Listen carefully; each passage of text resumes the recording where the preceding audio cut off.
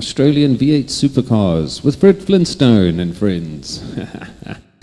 Yes, they were having a party in Adelaide. This is the track.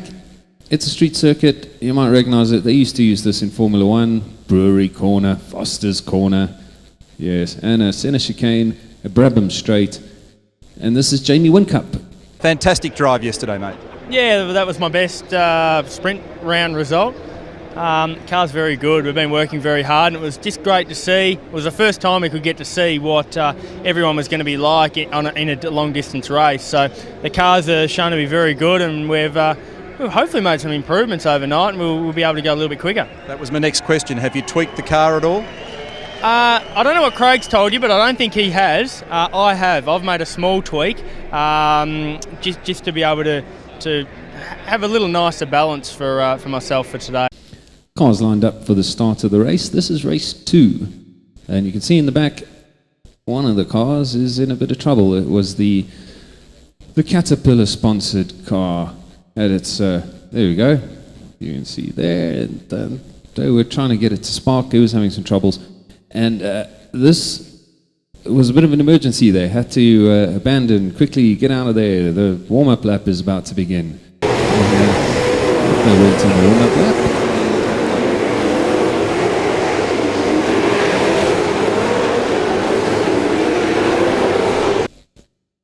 And you can have a look here in the slow motion. Something comes off of that Caterpillar car. They suspected it was perhaps a mechanic had left a tool behind. Oh no, and he's back in pit lane. Revs rise on the front straight. Part 2 of the Clipsal 500, and it's Kelly. He leads Lowndes on the line. 23-year-old Rick Kelly with a storming start to look like McConville on the inside. McConville up to second. Brilliant start from the Super Cheap man. Lowndes has dropped to third. Lots of aggravation through the turn 1-2 complex. Kelly's brained them in the first 3 corners, but plenty of people had to motocross their way across the bumps over those curbs. Contact there between one of the Gary Rogers cars, and Will Davison was hung out wide. Car number 15, Rick Kelly, is going to get a drive-through penalty for jumping the start. Very strange here. Rick Kelly gets a penalty for jumping the start. There he comes into pit lane to take his penalty. We'll see replays of the start. It looks to me, you can form your own opinion, but it looks to me like it's actually Craig Lowndes that jumps the start and then sort of hesitates, and that's why he drops from first to third, and Rick Kelly gets a big lead. I'm not sure quite what you guys might think of it, but if we have a look at the replays, it doesn't look like Rick jumps the start at all. In a team, so you can forgive them if there was a mistake made.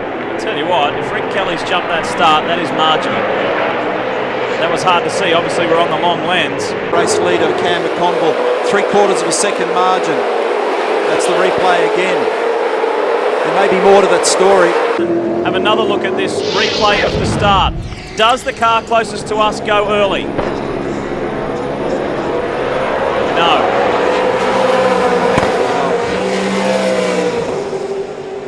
Certainly didn't look like it, did it? If anyone went first, it was Lowndes.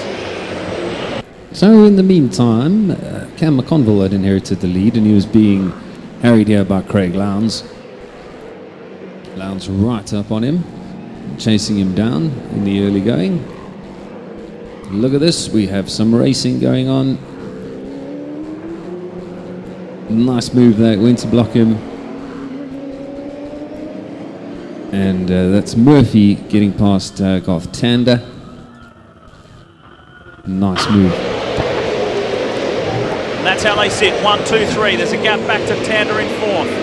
Murphy still 5th. Super slow. Look at this. This is Australian V8 supercars racing. There goes. There's some paint flying around.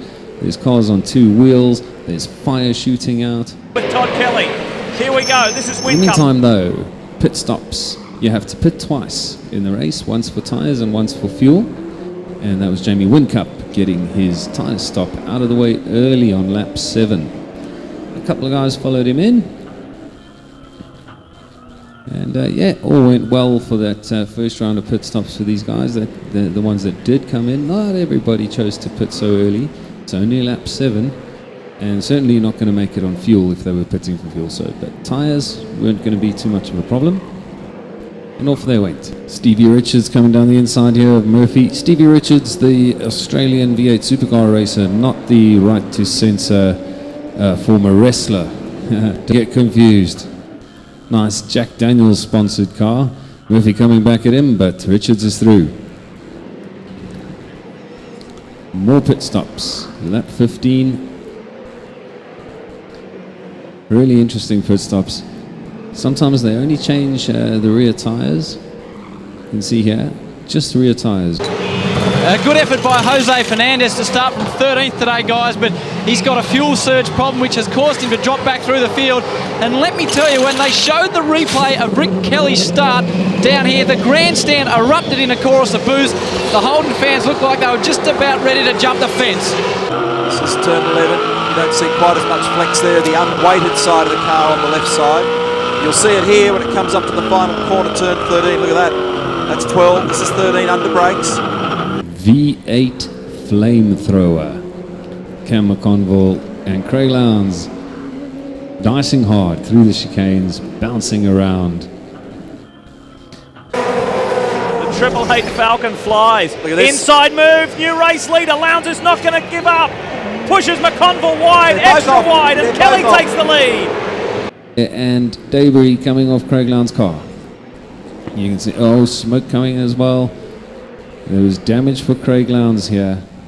You can see life's good, it says at the front of the car, but the front of the car, that ain't so good.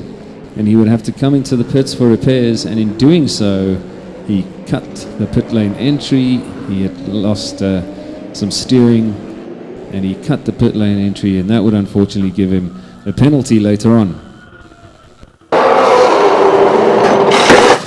Our race winner yesterday. There's been a hiccup. Remember I said early in the show, when you try to pass at turn 9, you have to get it done early. If you try and pull it off too late... You can see by the replay, leaving it a bit late. And I wasn't really going to make that one. But ambitious. That left Todd Kelly in the lead. And he had pulled out a bit of a gap back to McConville, whose car seemed to be going well. No damage taken, or at least not too much. Wasn't really affecting him. Garth Tander running in third place. Stevie Richards in fourth. Murphy fifth. Johnson sixth. Dumbrell 7, Rick Kelly back in 8th after his drive-through penalty, which was for nothing. And at this point, Jaime Whincup is down in 11th, but he has stopped for tyres. You see another replay of the incident. Yeah, you know what? Maybe Lowndes was a bit ambitious there. Here we go, this is the zinger replay of Lowndes trying to get into pit lane. Whoa, look at Tander run wide. And it was a late entry into the lane. Unfortunately, that is what got Craig Lowndes that penalty. After a lengthy pit stop, he was back out, back underway, patched it all up, put on a new front end, and look at that. Getting the power down and swerving around as he reached the fight. Give Jamie some room there, mate. Give Jamie some room.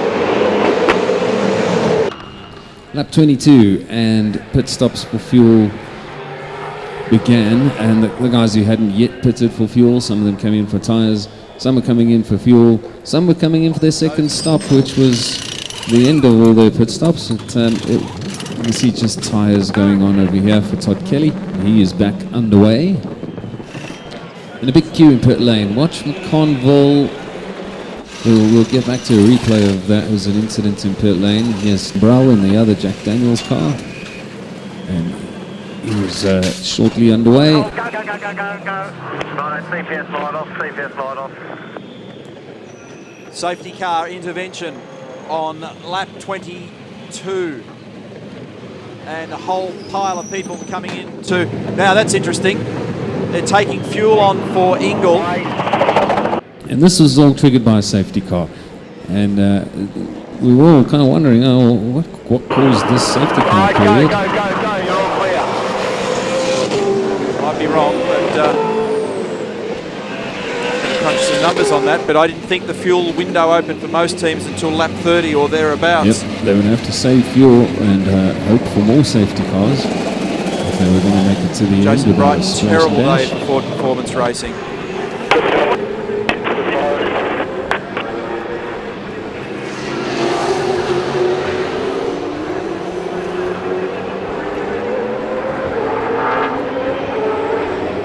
You're rejoined in good order. Not too many problems. Welcome back to Adelaide. We've had a lot of activity in the last couple of minutes. The safety car's been deployed, and that's served as an opportunity for many people to come in and take service. Some are taking tyres. Quite a number of significant players are taking fuel, and that's an interesting question. Lowndes has taken on fuel. Stone Brothers took on fuel for Russell Ingall, and obviously these figures are rubbery because things change in motor racing, but And for the safety car, Mark Winterbottom caught too much curb and spun around, ended up facing the wrong way, and deployed the safety car, but he managed to turn around and get going again. But Lane shows you just how busy it was there. Look at that. That's Greg Murphy there. Bit of a queue in pit lane. who's done what in terms of tyres and fuel? Right now we go racing once again on lap 24. McConville is your man. And we can confirm that Lowndes has been given a black flag for that illegal entry to pit lane. It was too late. He crossed the yellow line. In fact, he was crossing that broad painted area. And so he'll have to perform a drive-through penalty. Yeah, poor Lowndes did have to do another drive-through for that pit lane infringement. Interesting to note here in 2006 that when a safety car came out, they didn't allow the back markers to overtake the safety car and go back to the beginning of to the end of the field. So there were faster guys mixed up with slower guys, and that can sometimes cause a problem, especially on a street circuit like this. See, there's 3-4 cars wide approaching a tight corner, all getting bunched up, trying to unlap themselves, as Craig Lowndes was driving through pit lane at speed limit, and it feels like forever when you have to do that. But he was back underway and now way down the field, and now he needed a safety car just to catch up to the back of the pack. Path. And we've got a problem for Cameron McConville, who leads this motor race. On the race channel I just heard, black flag penalty for Cam McConville in car number 50, so he must do a drive-through penalty. We'll establish why in a moment. Yep, Cam McConville, we saw it kind of in the background, we nearly saw it. He got a drive-through penalty for running over a hose in pit lane. It was like, that's deemed unsafe. So that left the order Scaife, Murphy, Canlow and Morris in 4 Holdens up front, then Wilson and Whincup. The leaders were approaching slower traffic and putting some laps on the guys. And again, just getting all tight. This is Rick Kelly. He went in a bit hot. Rubbing's racing, but that was that rub was a bit aggressive and cost him. Not only did he not overtake, but cost him a spot as well, and he was in trouble from behind.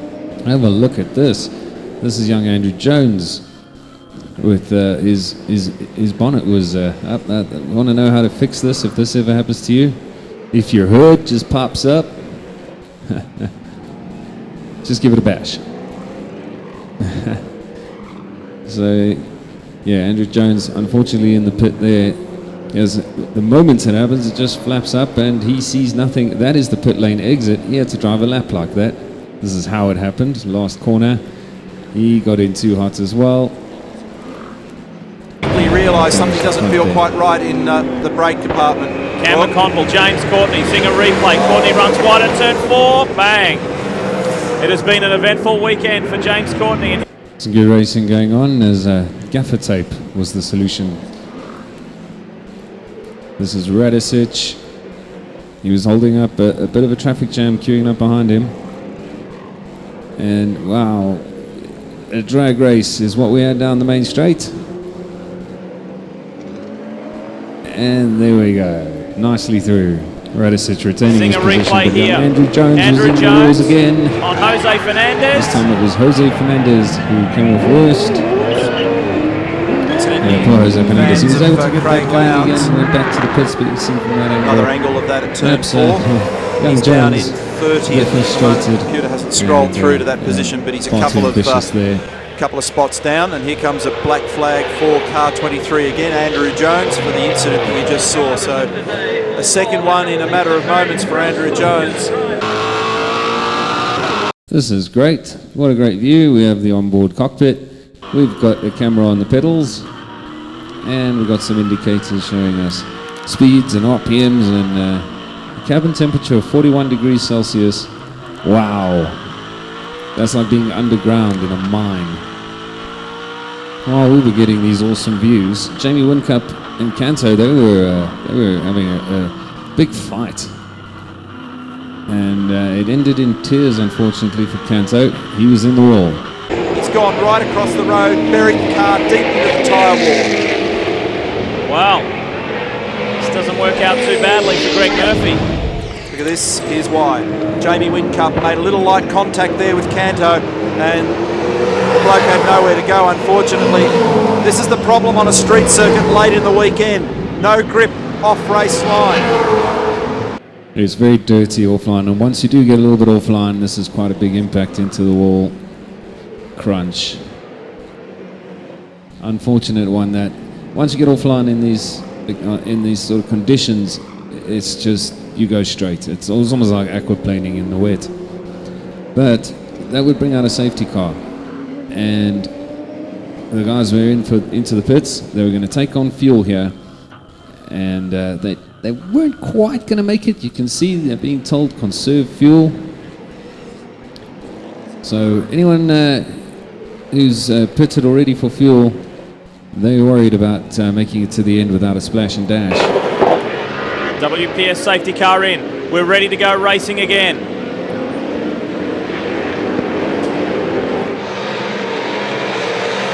Back to racing here at the Clipsal 500.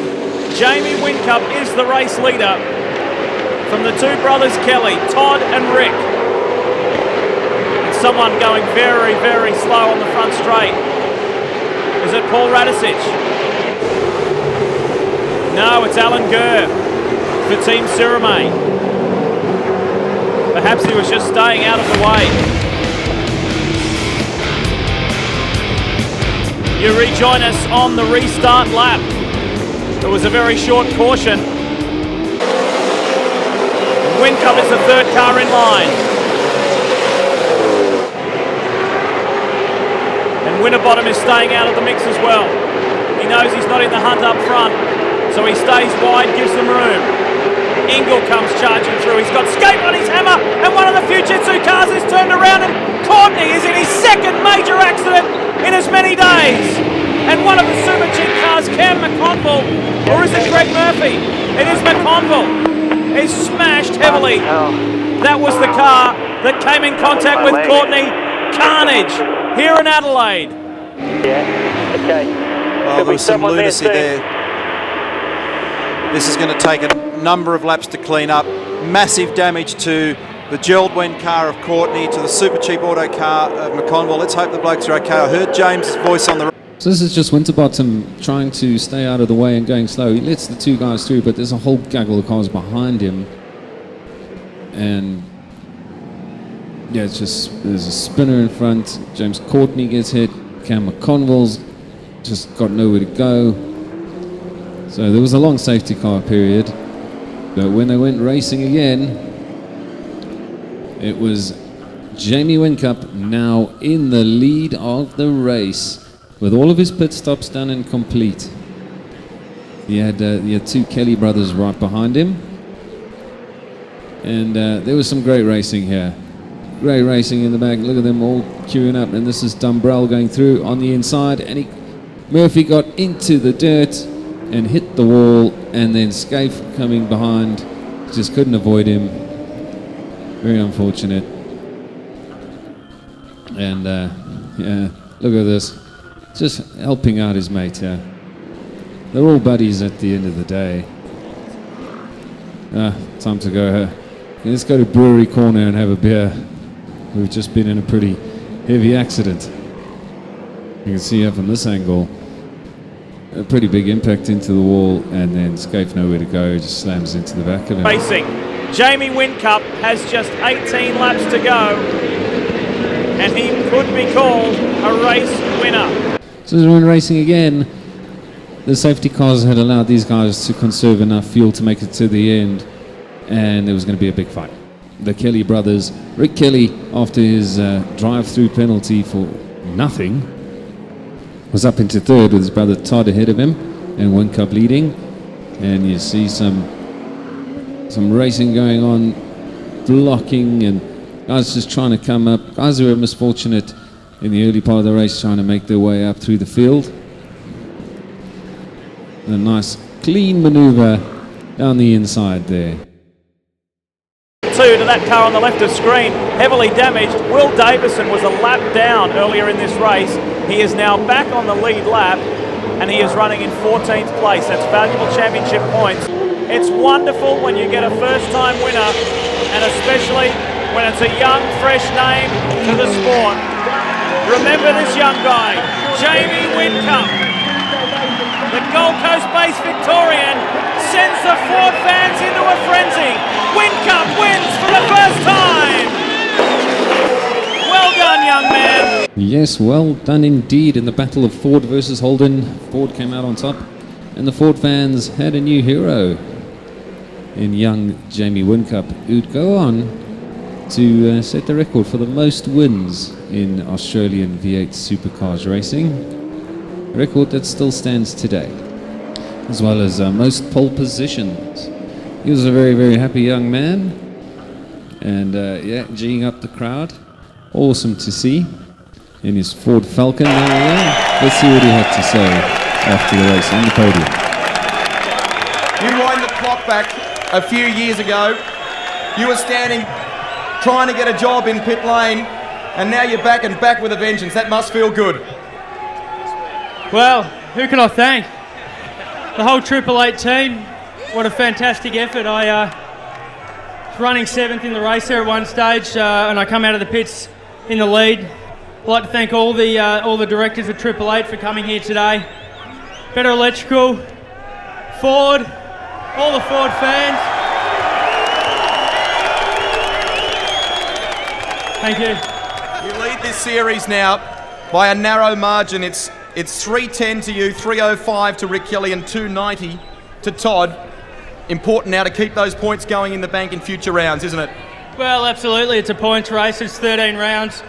Hey, we've got off to a dream start. There's a long way to go, but I got the team behind me to keep pushing all year.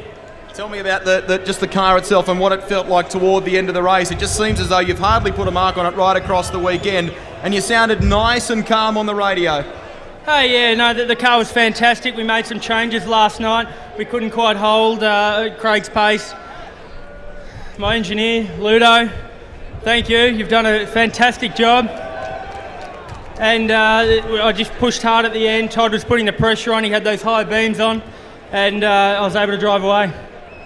There he is, Jaime Whincup. Is this not the only time we're going to see you on the podium on the top step of the dais this year? Well, I hope not. I hope it's a new beginning for me, and I'll keep pushing all year. I'll keep pushing on. Just like to thank my family as well. My girlfriend Amanda, thanks. Jaime Whincup, winner of the Clipsal 500 for 2006. Yeah, lovely scenes. The brothers Kelly on either side of the young man who just won his first race.